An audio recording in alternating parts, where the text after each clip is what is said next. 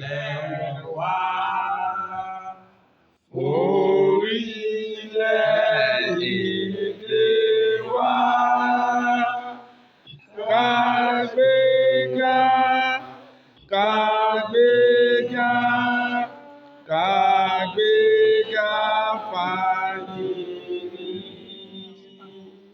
Ìgbàgbọ́ wa dẹ̀ ni pé bá ti bẹ̀rù làbọ̀ mọ́. Ká ṣiṣẹ́, ká ṣiṣẹ́, ká ṣiṣẹ́ ṣùgbọ́n àtòmìnira ní ẹ̀jẹ̀ ká máa lè pa. Tẹ̀síwájú fọ̀pọ̀ ire àdóhùn tó dára. Ọmọ Oòduà dìde, bọ́ sípò ẹ̀tọ́ rẹ.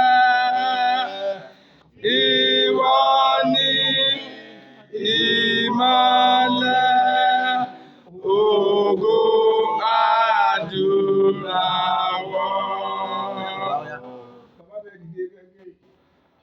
Ìwọ ni ẹ̀kọ́ ìmọ́lẹ̀ ògo adúláwọ̀. Ìwọ ni ìmọ́lẹ̀ ògo adúláwọ̀. Yorùbá nation.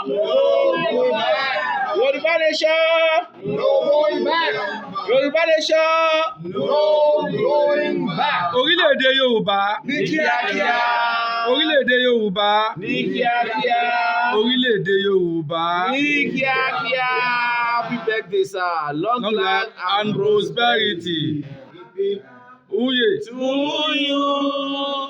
Happy birthday to you. Happy birthday to you. Grandpa, happy birthday to you.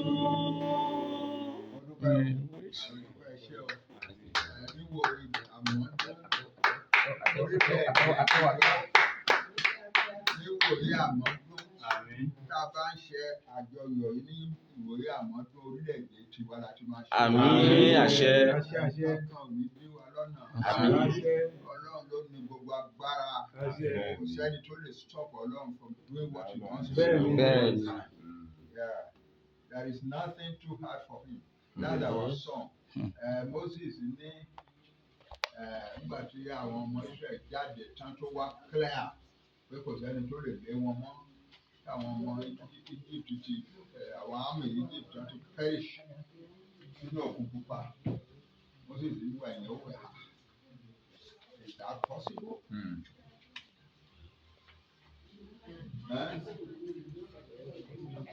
Who is like unto thee, O Lord? Our own cry is, Lord, nothing is too hard for you. That's our own cry. Nothing is too hard For you. That's it. Ah, Lord God.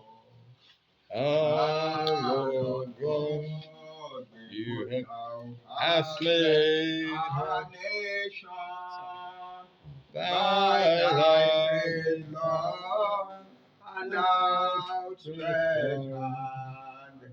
There is nothing too hard for thee, oh Lord.